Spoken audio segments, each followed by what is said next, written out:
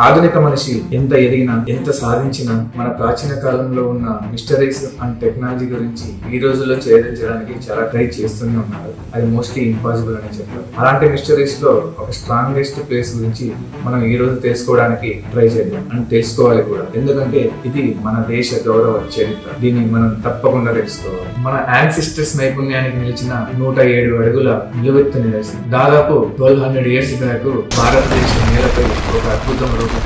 అది చాలా పెద్దది, అసాధారణమైనది. ఇప్పటికీ ఎన్నో దేశాలు మన వైపు చూస్తూ ఆశ్చర్యపోతున్న ఒక అద్భుతం. అదే ఎల్లోరా మహా కైలాసనాథ్ దేవాలయం. అది దేవాలయం మాత్రమే కాదు, ఇది ఒక మహర్షి దృష్టి, ఒక శిల్పి స్వప్నం, ఒక నాగరికత శక్తికి అర్థం. అదే కైలాసనాథ్ టెంపుల్. ప్రపంచంలోనే అతిపెద్ద ఏకశిలా నగరం. ఏకశిలా నగరం అంటే కొండను పై నుంచి కింది వరకు తొలుచుకుంటూ వచ్చిన ఒక శిల్ప కళ అద్భుతం. ఇది మన దేశంలోనే 10 floors building height, football ground అంత ఏరియా గల ఒక కొండను సెలెక్ట్ చేసుకొని శతాబ్దాల టైం, దశాబ్దాల నైపుణ్యంతో చెక్కినదే ఈ కైలాసనాథ్ టెంపుల్. ఈ అద్భుతం చెక్కడానికి దాదాపుగా 2 లక్షల టన్నుల రాయిని తొలగించారు. ఈ మోడర్న్ డేస్ లో ఆ రాయిని తొలగించాలంటే దాదాపుగా 11,000 ట్రక్స్ అవసరం అవుతాయి. అలాంటిది అప్పట్లో ఈ రాయిని అక్కడి నుంచి ఎలా తరలించారు, ఈ దేవాలయాన్ని చెక్కడానికి ఎలాంటి పరికరాలు ఉపయోగించారు అనేది ఇప్పుడు ఆలోచిస్తే చాలా కొంచెం సస్పెన్స్ గానే ఉంటుంది. దాని గురించి మనం ఇప్పుడు ఈ వీడియోలో డీటెయిల్ గా తెలుసుకుందాం. ఈ వీడియో చాలా ఇంట్రెస్టింగ్ గా ఉండబోతుంది. ఇది మన దేశ చరిత్ర, మనం తెలుసుకోవాలి. కాబట్టి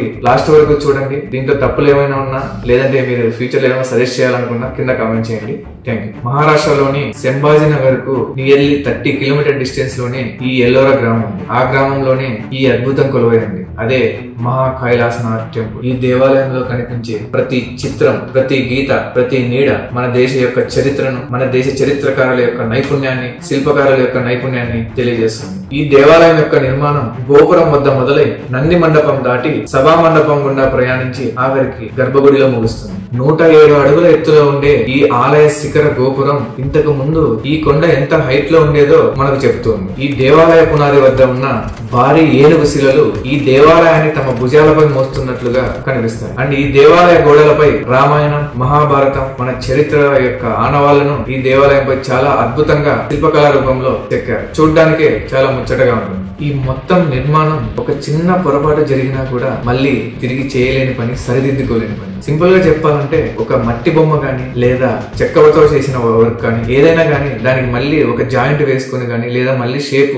రీక్రియేట్ చేసుకోవచ్చు. కానీ ఈ స్టోన్ మీద అలా చేసుకోవడం దాదాపుగా ఇంపాసిబుల్. ఎందుకంటే సర్టెన్ డెప్త్ అనేది ఒక మెజర్మెంట్స్ ఉంటాయి. పైన గోపురానికి ఇంత డెప్త్ లో గోపురం రావాలి, మిడిల్ పార్ట్ ఇంత రావాలి, దాని తర్వాత కింది భాగం ఏదైతే ఉందో ఇంత పార్ట్ లో ఇంత డెప్త్ లో రావాలి అని ఉంటుంది. ఎప్పుడైతే ఒక చిన్న మిస్టేక్ జరుగుతుందో ఒక శిల్పం చెక్కడంలో గానీ లేదంటే దాని యొక్క డెప్త్ ఇంపాక్ట్ అయితే ఆటోమేటిక్ గా టోటల్ స్ట్రక్చర్ కూడా ఇంపాక్ట్ అవుతుంది. సో దీన్ని బట్టే మనం అర్థం చేసుకోవచ్చు వాళ్ళు ఎంత కాన్సన్ట్రేటెడ్ గా, ఎంత డెడికేటెడ్ గా ఈ పని చేశారో మనం అబ్జర్వ్ చేయొచ్చు. ఆ డెడికేషన్, ఆ కాన్సన్ట్రేషన్ ఇప్పట్లో మన యువతరంలో గానీ మనలో గానీ చాలా కంపేర్ చేస్తే తక్కువనే చెప్పాలి. అది దాదాపుగా అసాధ్యం కూడా. ఇంత అక్యురేట్ గా చేయడం వల్లనే కొందరు దీన్ని గ్రహాంతర వాసులు చేశారా లేదా దేవతలు చేశారా అనే ఒక కాన్స్పిరసీ నడుస్తూ ఉంది. కానీ మన భారతీయ పురాతన శాస్త్రవేత్తలు మాత్రం దీన్ని మనుషులే చేశారు అని చెప్తున్నారు. ఎందుకంటే ఈ దేవాలయ గోడలపై ఉన్న ఉలి ఏదైతే ఉంటుందో ఉలి దాని యొక్క మార్క్స్ కానివ్వండి, సో ఆ స్క్రాచెస్ కానివ్వండి, దీన్ని అందరినీ పరిశీలించి ఇది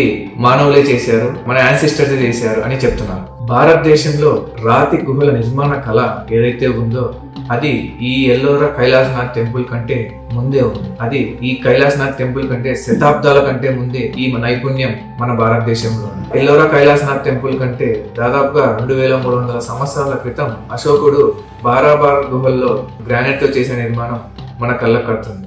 అందులో ఈ గ్రానైట్ ను అద్దంలా మెరిపించేలా చేయడం, ఒక చిన్న మైన్యూట్ సన్లైట్ లోపలికి వచ్చినా కూడా ఈ గ్రానైట్ అద్దంలో చేయడం వల్ల దాని రిఫ్లెక్షన్ తో టోటల్ గుహ అంతా కూడా వెలుగు నిండుతుంది. సో అలాంటి టెక్నాలజీని అప్పట్లోనే ఎల్లోరా గుహ కంటే ముందే అశోకుడు బారాబార్ గుహల్లో ప్రదర్శించాడు. ఆ తర్వాత గుప్తుల కాలంలోని ఎలిఫంట, దాని తర్వాత పాలవుల మహాబలిపురంలోని పంచరథాలు, ఇవన్నీ వేల సంవత్సరాల మన దేశ చరిత్రకారుల నైపుణ్యానికి, మన శిల్పుల నైపుణ్యానికి, మన చరిత్రకు ఆనవాళ్ళు. ఈ నైపుణ్యం అశోకుని బారాబార్ గుహల నుండి మొదలయ్యి అజంతా, ఎలిఫెంటా, పంచరథాల నుండి 8వ శతాబ్దంలో కైలాసనాథ్ టెంపుల్ కి పీక్ పాయింట్ లోకి మన యొక్క నైపుణ్యం చేరుకుంది. అది ఇప్పటికీ మన ముందు సాక్ష్యాలుగా నిలిచింది. ఈ కైలాసం చుట్టూ దాదాపుగా 34 గుహలు ఉన్నాయి. అందులో ఈ కైలాస్ టెంపుల్ 16వ గుహ. ఈ దేవాలయాన్ని నిర్మించేటప్పుడు దాదాపుగా 2 లక్షల టన్నుల రాయిని ఎలా తీసేశారు, ఎవరు నిర్మించారు అని డౌట్స్ వచ్చినప్పుడు దీనికి ఆనవాళ్లు బరోడాలోని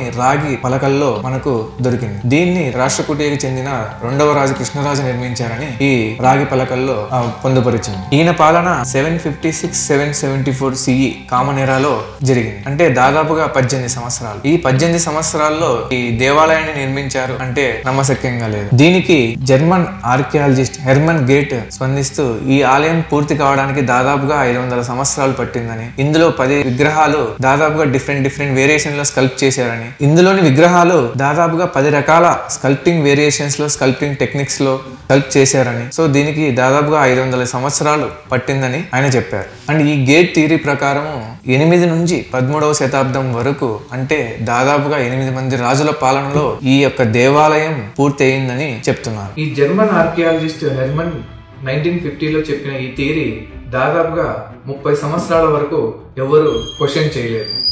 ఆ తర్వాత మన ఇండియన్ రీసెర్చర్ ఎంకే ధవళీకర్ గారు ఈ యొక్క హెర్మన్ థియరీని ఖండించారు. ఈ దేవాలయము 10 నుంచి 12 సంవత్సరాల్లోనే కంప్లీట్ అయిందని, ఈ రాష్ట్రకూట వంశానికి చెందిన కృష్ణరాజ 757 సంవత్సరంలో చాళుక్యులను ఓడించాడు.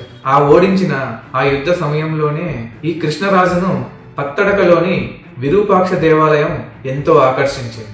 ఆ ఆకర్షించడం ద్వారా ఈయన ఆ యుద్ధంలో గెలిచిన తర్వాత ఆ దేవాలయాన్ని నిర్మించిన శిల్పులను యుద్ధ బహుమతులుగా తీసుకుని వచ్చి ఇక్కడ ఈ యొక్క ఎల్లోరా దేవాలయానికి పునాది వేశారు. వారితో పాటు పాలవుల కళాకారులు, రాష్ట్రకూటియ శిల్పులు వీరందరూ కలిసి దాదాపుగా 3 వంశాల శిల్పులు ఇక్కడ పనిచేయడం వలన విభిన్న రకాల ఆకృతులు, శిల్పకళలు మనకు ఇక్కడ దర్శనమిస్తాయి. అది సహజమే. దీనికి ఆధారం మనసారా శిల్ప గ్రంథం. సరైన రాయిని తెలుసుకోవడానికి వాళ్ళు సౌండ్ టెక్నిక్ ని ఉపయోగించారు. ఒక రాయిపై సౌండ్ చేసినప్పుడు ఆ రాయి ఇచ్చే శబ్దాన్ని బట్టి వీళ్ళు ఎంపిక చేసుకునేవారు రాయి ఈ దేవాలయ నిర్మాణం. దాని తర్వాత ఈ దేవాలయం యొక్క ఏదైతే డ్రాయింగ్ ఉంటుందో దాన్ని ఒక రాయిపై పూర్తిగా గీసుకొని దాని తర్వాత ఈ ప్లాన్ ను అమలుపరిచారు. దీనికి వీళ్ళు విరూపాక్ష ఆలయాన్ని ఇన్స్పిరేషన్ గా తీసుకొని ప్లాన్ చేసుకున్నారు. ఈ దేవాలయం చెక్కడం ప్రారంభమైంది. ఇందులో 3 భారీ గొయ్యిలు తవ్వడం ప్రారంభించారు. ఈ 3 భారీ గొయ్యిల్లో మధ్యలో ఉన్న దాన్ని దేవాలయంగా మలిచారు. అదే మనం ఇప్పుడు చూస్తున్నాం. ఈ దేవాలయాన్ని చెక్కడానికి ఈ కొండను తొలచిన తీరు కూడా చాలా డిఫరెంట్ గా ఉంటుంది. అంటే కొండలో పర్టికులర్ గా ఒక షేప్ మార్కింగ్ చేసుకొని, అంటే ఈ గోపురం ఏదైతే ఉంటుందో, ఏదైతే ఆ స్లోప్ ఏదైతే అంటే పర్టికులర్ గా మార్కింగ్ చేసుకొని దాని తర్వాత కొండలో ఆటోమేటిక్ గా మనకు అక్కడ ఇక్కడ కొన్ని సొరంగాలు, చిన్న హోల్స్ టైప్ కనపడుతూనే ఉంటాయి.